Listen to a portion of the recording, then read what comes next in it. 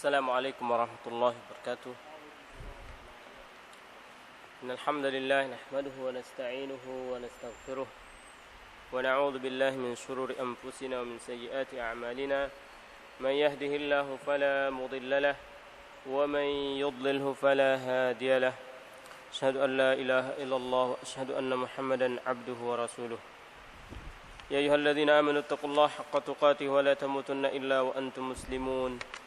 يا أيها الناس اتقوا ربكم الذي خلقكم من نفس واحدة وخلق منها زوجها وبث منهما رجالا كثيرا ونساء واتقوا الله الذي تساءلون به والأرحام إن الله كان عليكم رقيبا. يا أيها الذين آمنوا اتقوا الله وقولوا قولا سديدا يصلح لكم أعمالكم ويغفر لكم ذنوبكم ومن يطع الله ورسوله فقد فاز فوزا عظيما. أما بعد رب اشرح لي صدري ويسر لي أمري واحلل عقدة من لساني يفقهوا قولي. Hadirin yang dimuliakan oleh Allah Subhanahu wa taala. Malam hari ini kita lanjutkan kajian kita. Kita masih berbicara tentang ulil albab. Para hadirin yang dimuliakan oleh Allah Subhanahu wa taala, kita masuk ke ayat yang 195 dari surat Ali Imran. Ayat ini berbicara tentang jawaban Allah Subhanahu wa taala terhadap apa yang diserukan, yang diminta oleh ulil albab. Allah Subhanahu wa taala berfirman, "Fastajaba lahum rabbuhum anni la udhi'u 'amala 'amilin minkum min dzakarin aw unsa ba'dukum min ba'd." فالذين هاجروا وأخرجوا من ديارهم وأوذوا في سبيلي وقاتلوا وقتلوا لأكفرن عنهم سيئاتهم ولأدخلنهم جنات تجري من تحتها الأنهار ثوابا من عند الله والله عنده حسن الثواب. Dalam ayat sebelumnya seperti kita ketahui bahwasanya ada rangkaian doa yang dipanjatkan oleh ulul albab. Ulul albab adalah orang-orang yang beribadah, kemudian berfikir, mentadabburi ayat-ayat Allah Subhanahu wa taala, kemudian menyambut seruan Allah Subhanahu wa taala. Kemudian mereka adalah orang-orang yang kembali kepada Allah, memohon kepada Allah untuk dihapuskan dosanya. Memohon kepada Allah untuk terhindar dari al-hizyu, kehinaan. Memohon kepada Allah supaya diselamatkan dari api neraka. Kemudian Allah Subhanahu wa taala berfirman, "Fastajaba lahum." Allah menjawab seruan mereka. Fastajaba lahum rabbuhum. Jadi Tuhan mereka menjawab mereka. Menjawab seruan mereka. Anni la udhi'u 'amala 'amilin minkum. Sesungguhnya aku, kata Allah Subhanahu wa taala, la udhi'u 'amala 'amilin minkum min dzakarin aw unsa. Tidak menyia-nyiakan amal. La udhi'u 'amala 'amilin, amal orang yang beramal di antara kalian, baik dia laki maupun perempuan. Jadi tidak ada beda kaitannya tentang kewajiban dan anugerah, pahala, sawab dari Allah Subhanahu wa taala. Laki dan perempuan sama, Allah tidak menyia-nyiakan amal mereka. Jadi syaratnya untuk mendapatkan jawaban atau mendapatkan penghapusan dosa tidak tidak dimasukkan ke dalam neraka, tidak dihinakan oleh Allah Subhanahu wa taala ya dengan beramal. Tidak cukup dengan tafakkur, tadabbur, kemudian hanya berdoa saja, minta dijauhkan dari api neraka, minta tidak dihinakan oleh Allah, tapi dia tidak beramal. Harus amal, harus ada actionnya, harus ada. Jadi al-amal yang merupakan buah dari al-faham, pemahaman, pengetahuan, dan keikhlasan. Baru bisa mendapatkan jawaban dari Allah Subhanahu wa taala berupa dijauhkan dari api neraka, tidak dihinakan oleh Allah Subhanahu wa taala. Harus amal, harus ada action, direalisasikan, diterapkan dalam kehidupan sehari-hari. Oleh sebab itu, pada ayat berikutnya, lanjutan ayat ini, bukan ayat berikutnya, tetap masih dalam ayat ini, ba'dukum min ba'd, sebagian kalian berasal dari sebagian yang lain. Ya, kita ini keturunannya, bersaudara dari Adam semua. Laki dari perempuan, perempuan dari laki-laki. Anak dari ibunya dan dari bapaknya, keturunan dari bapak dan ibunya. Nanti dia juga melahirkan keturunan dan begitu seterusnya. Ba'dukum min ba'd. Nah, kemudian dijelaskan oleh Allah Subhanahu wa taala rincian amal. Rincian amal yang bisa menghapuskan, bisa mentazkiyah orang, bisa menghindarkan orang dari api neraka, bisa meninggikan derajat orang, bisa menghindarkan seseorang dari kehinaan. Allah rincikan di sini dalam ayat ini. Dan ini juga sekaligus merupakan karakter dari keimanan. Jalan keimanan itu ya seperti ini. Allah Subhanahu wa taala melanjutkan, "Falladzina hajaru", maka orang-orang yang hijrah. Nah, ini tafsilannya, rincian amal itu. Berhijrah. Berhijrah. Kalau sekarang ya hijrah dari perbuatan maksiat, perbuatan yang baik. Kalau dulu hijrahnya ya karena tertekan. Seperti kita ketahui di Mekah itu para sahabat Rasulullah dan para sahabatnya lari dari kota Mekah menuju kota Madinah untuk menyelamatkan keimanan mereka. Jadi mereka hijrah karena Allah Subhanahu wa taala, karena keimanan, bukan karena cari uang dan lain sebagainya. Hijrah lillah. Hijrah untuk menyelamatkan keimanan. Hijrah untuk menyelamatkan agamanya. Hijrah untuk menyebarkan agamanya. Hijrah murni karena agama, murni karena Allah Subhanahu wa taala. Hijrah, berat hijrah ini. Seperti yang dijelaskan oleh pembicara kita pada hari Ahad ya. Bahwasanya merupakan fitrah manusia, cinta kepada kampung halaman itu sudah fitrah. Makanya Rasulullah sallallahu alaihi wasallam ketika hijrah itu dia menghadap ke Mekah. Di antara perkataan beliau adalah, kalau bukan karena pendudukmu yang mengusirku, aku tidak akan meninggalkanmu. Begitu juga para sahabat. Bilal itu sampai sakit karena rindu dengan kehidupan di Mekah. Itu sudah fitrah. Belum lagi meninggalkan anak, saudara, teman, harta, bisnis, dan seterusnya. Berat. Hajaru, hijrah. Itu yang pertama. Falladzina hajaru. Jadi ini suatu ujiannya. Ujian keimanan itu seperti ini. Iman itu pasti ada tantangannya dan cobaannya. Itu sudah jalan keimanan. Ujian, cobaan, hijrah, kemudian ukhriju, diusir dari kampung halamannya karena bertentangan dengan apa yang berlaku di masyarakat. Dia membawa ajaran baru, tidak sesuai dengan ajaran yang berlaku di situ, berbeda dengan ajaran nenek moyang. Akhirnya dia diusir oleh masyarakatnya, atau dikucilkan oleh masyarakatnya, atau diboikot oleh masyarakatnya, atau diusir dari negerinya, dicabut kewarganegaraannya kalau sekarang.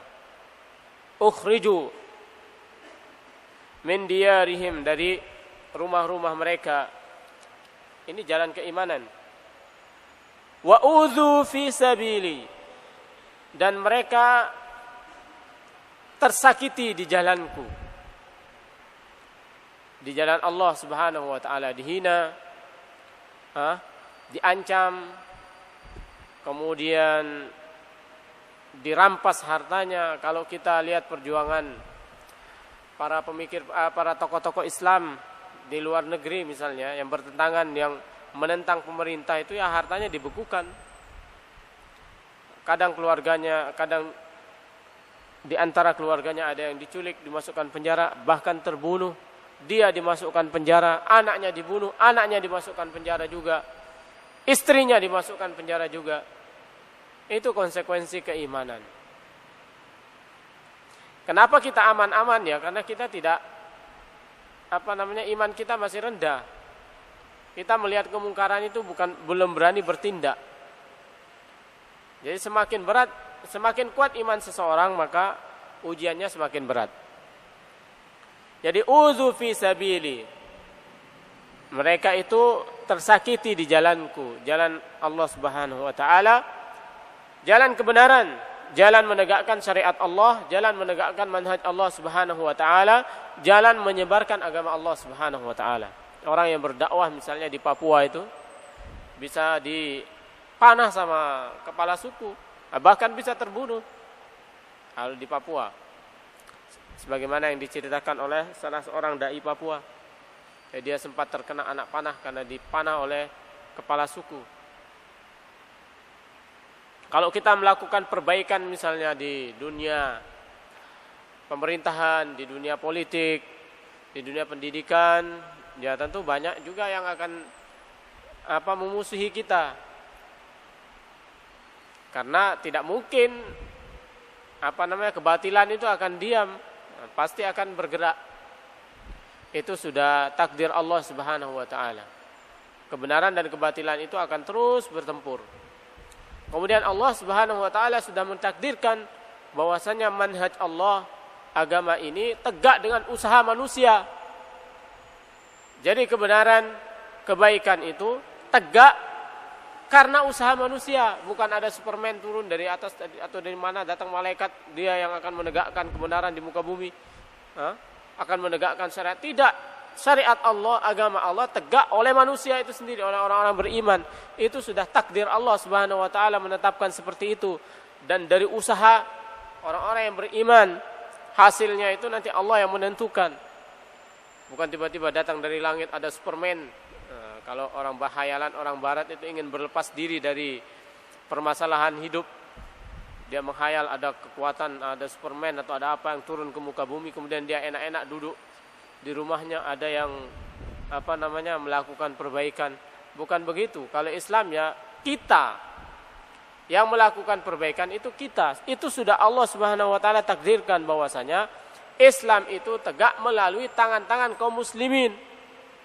Usaha kaum muslimin bil juhdil basyari, dengan usaha manusia.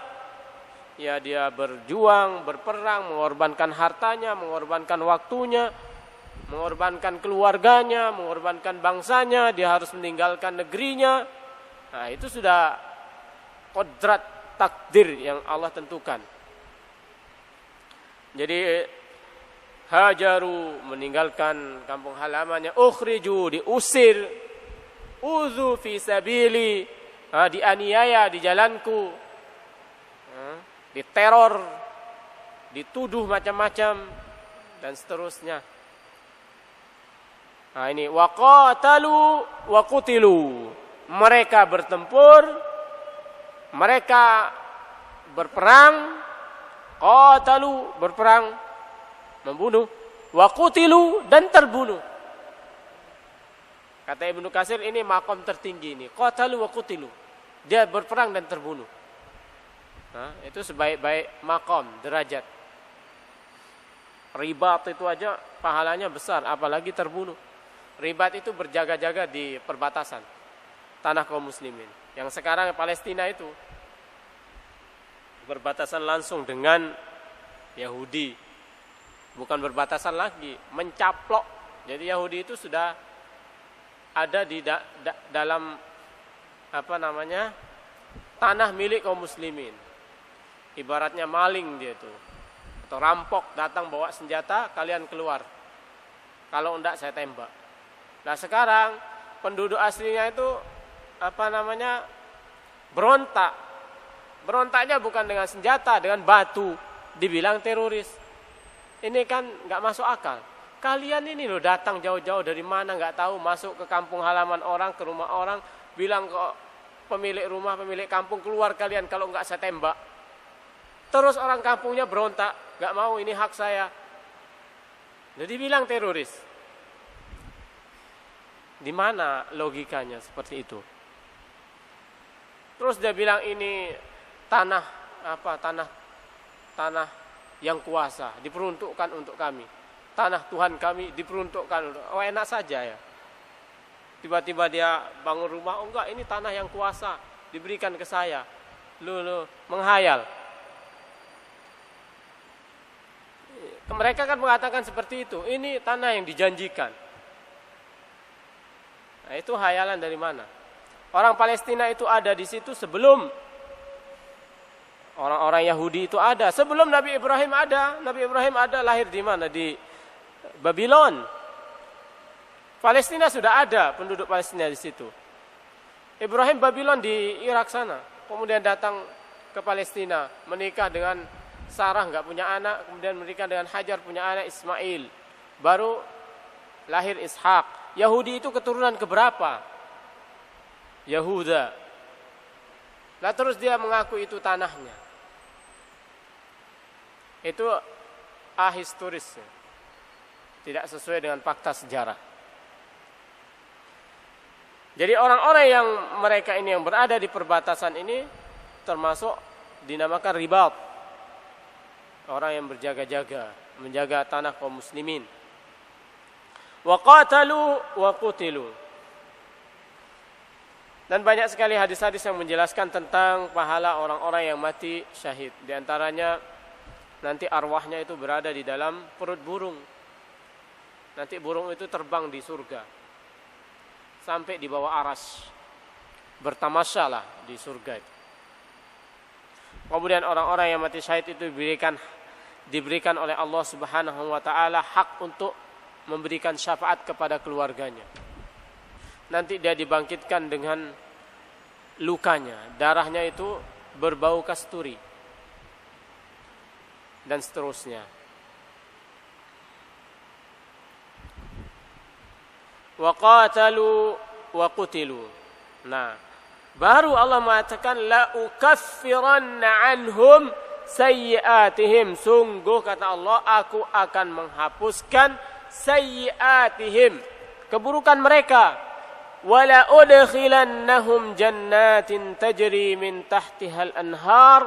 Dan sungguh aku akan masukkan mereka ke dalam surga yang mengalir di bawahnya sungai-sungai. Sawaban, sebagai pahala dari Allah, min indillah, dari sisi Allah. Wallahu indahu husnus sawab.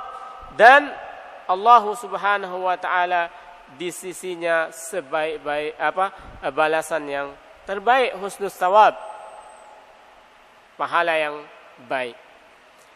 Jadi untuk mendapatkan takfirus sayyiat itu ya jalannya adalah jalan amal, aktivitas, berjuang. Jadi udzu fi sabili wa qatalu wa qutilu, itu jalannya. Tidak bisa hanya sekedar berdoa santai kemudian hanya berharap, itu angan-angan. Harus ada actionnya. Dan nilai-nilai seperti ini sudah redup. Kita tidak ditanamkan nilai-nilai seperti ini dalam pendidikan kita. Nilai-nilai jihad, nilai-nilai perjuangan, apalagi itsar. Itsar itu mengutamakan saudara kita yang muslim. Berkorban, tadhiyah, itu tidak diajarkan di dalam kurikulum kita. Jadi itulah jawaban Allah kepada ulul albab. Kalau Anda ingin mendapatkan ampunan, mendapatkan penyucian dari Allah, dijauhkan dari api neraka, maka jalannya adalah jalan perjuangan. Anda harus beramal. Baru akan mendapatkan tazkiyah, kemudian dimasukkan ke dalam surga Allah Subhanahu wa taala. Ini jalan orang-orang yang beriman, ya. Nah, ayat berikutnya para hadirin yang dimuliakan oleh Allah Subhanahu wa taala terbalik 100%. Ittijah mu'akis. Di acara Al Jazeera itu ada namanya al-ittijah al-mu'akis. Jadi arah yang bertentangan. Misalnya ini pendukung Suriah, ini pendukung Suriah, ini menentang Suriah. Penentang Bashar Assad, pendukung Bashar Assad. Ittijah mu'akis. Nah, ayat berikut ini ayat berikutnya 196 ini bertentangan. Itu yang tadi itu jalan orang-orang yang beriman, lah ini jalan orang-orang kafir. Allah Subhanahu wa taala berfirman, "La yaghurrannaka taqallubul ladzina kafaru fil bilad." Dan janganlah la yaghurrannaka taqallubul ladzina kafaru fil bilad. Janganlah engkau tertipu oleh taqallubul ladzina kafaru fil bilad. Perpindahan orang-orang kafir dalam suatu negeri. Dia berpindah dari satu tempat ke tempat yang lain. Maksud ayat ini adalah orang-orang kafir ini adalah orang-orang yang hidupnya sejahtera. Jauh dari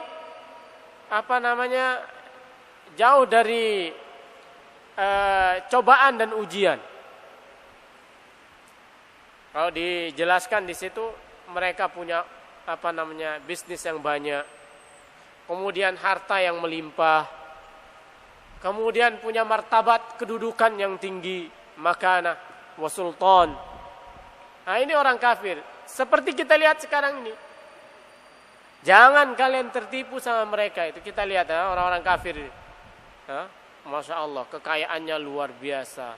Mereka mau pergi kemana saja mudah. Punya jabatan, punya kedudukan. Rumah mewah. Apalagi? Bisnisnya luar biasa. Tapi kata Allah, la yaghurrannaka. Jangan sampai kalian tertipu oleh mereka itu.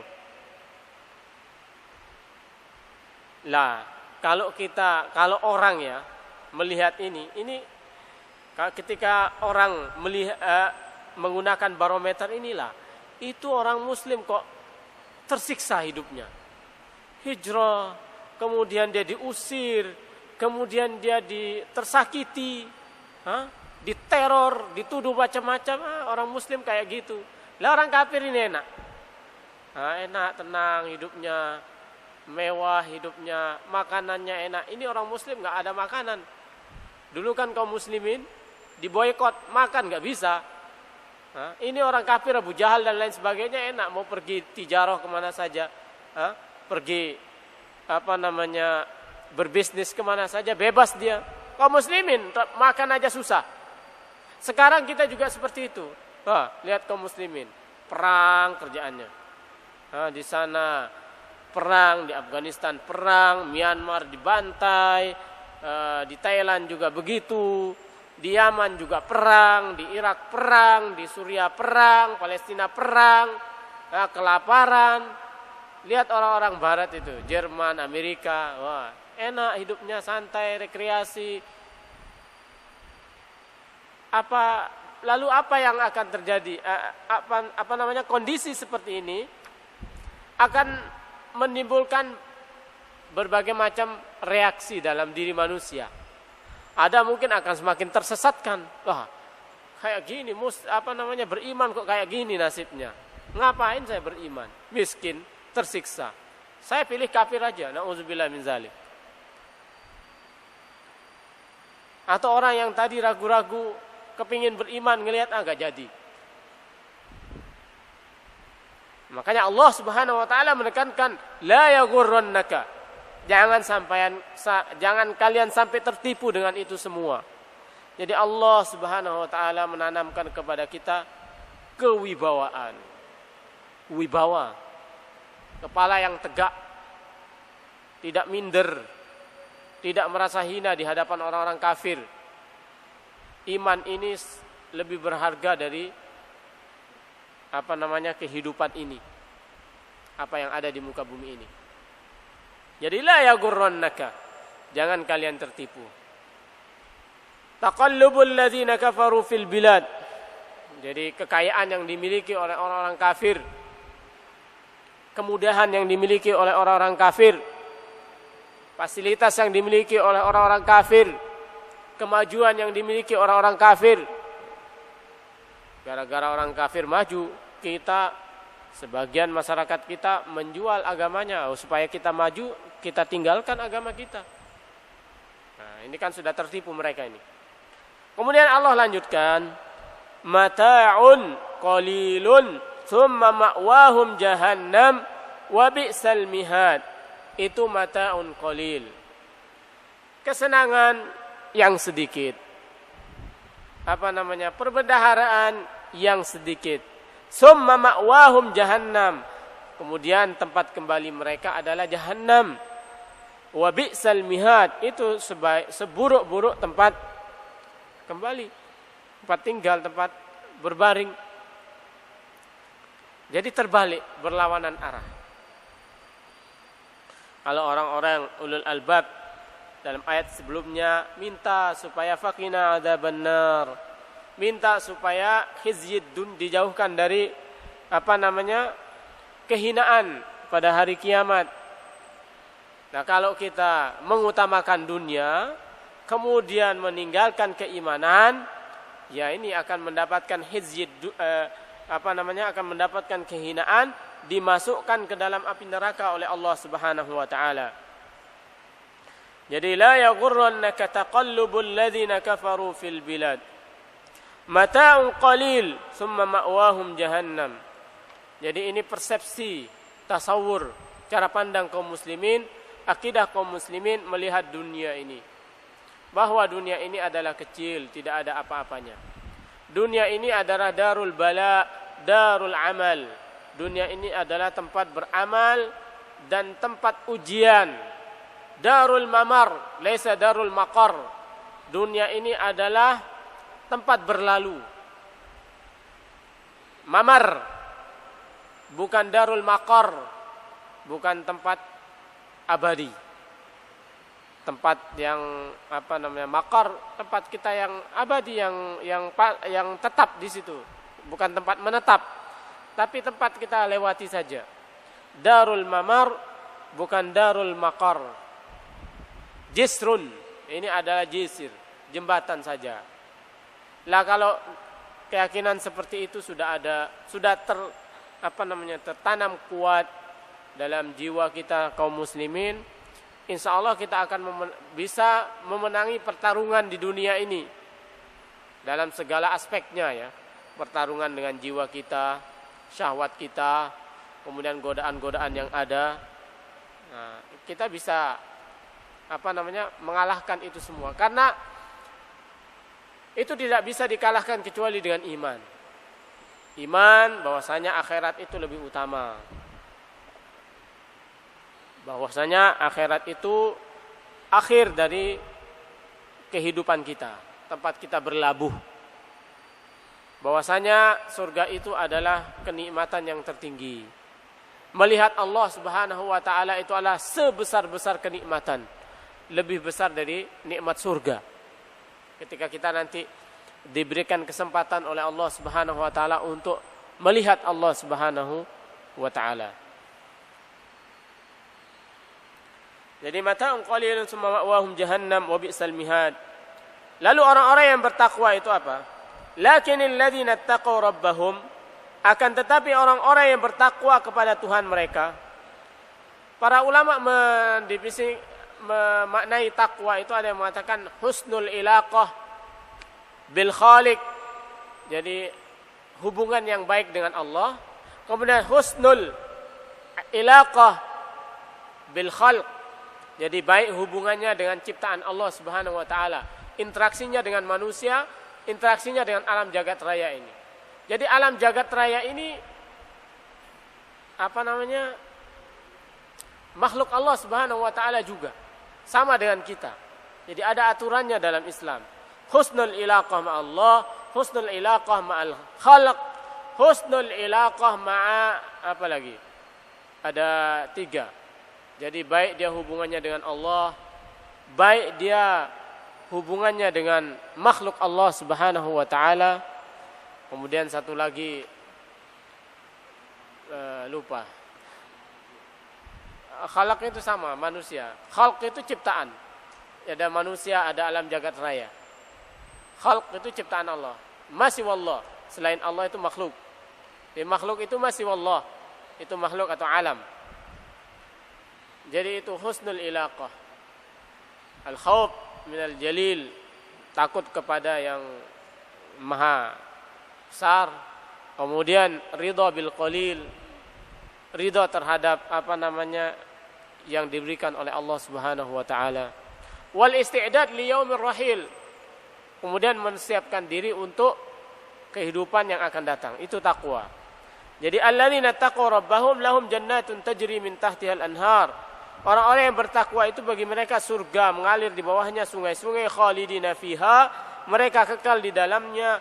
Nuzulam min indillah, itu sebagai jamuan dari Allah Subhanahu wa taala. Wa ma indallahi khairun lil abrar, dan apa yang ada di sisi Allah Subhanahu wa taala itu lebih baik bagi orang-orang yang berbakti. Nah, ini 2 yang bertentangan. Satunya adalah orang-orang kafir yang ma'wahum jahannam, tempat kembalinya itu neraka, dan orang-orang yang bertakwa adalah tempat kembalinya surga. Ya, tinggal pilih. Bertakwa atau kafir. Jadi kekayaan itu bukan standar bahwasanya Allah ridho dan tidak ridho. Kemegahan, kemewahan, kelapangan, itu bukan tanda bahwasanya Allah ridho atau tidak ridho.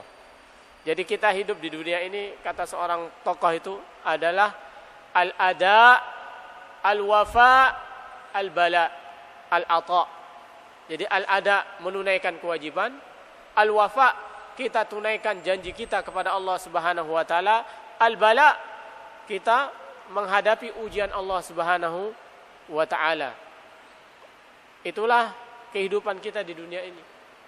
Dan kita harus benar-benar ikhlas, tajarrud, bahwasanya kita peruntukkan itu semua karena Allah. Jadi dia tidak mengharapkan balasan. Hatta kemenangan itu dia tidak mengharapkan. Maksudnya tidak mengharapkan itu, dia tidak mengharapkan imbalan kemenangan di dunia ini. Yang dia harapkan adalah dia mendapatkan anugerah ridho dari Allah Subhanahu wa taala. Adapun kemenangan itu menyusul. Menyusul karena dia sudah tajarrud lillah, karena dia sudah benar-benar memurnikan perjuangannya karena Allah Subhanahu wa taala, maka datanglah kemenangan. Jadi bukan kemenangan itu tujuannya. Tujuannya mendapatkan ridha Allah Subhanahu wa taala karena dia benar-benar tajarrud lillah, memurnikan aktivitasnya karena Allah. Allah Subhanahu wa taala menganugerahkan kemenangan baginya. Para hadirin yang dimuliakan oleh Allah Subhanahu wa taala, demikian pada malam hari ini apa yang bisa kita kaji. Semoga bisa bermanfaat. Kemudian ini kita sampai kepada ayat-ayat terakhir dari surat Ali Imran. Jadi tinggal 2 ayat selesai insyaallah. Kita kemudian masuk surat An-Nisa.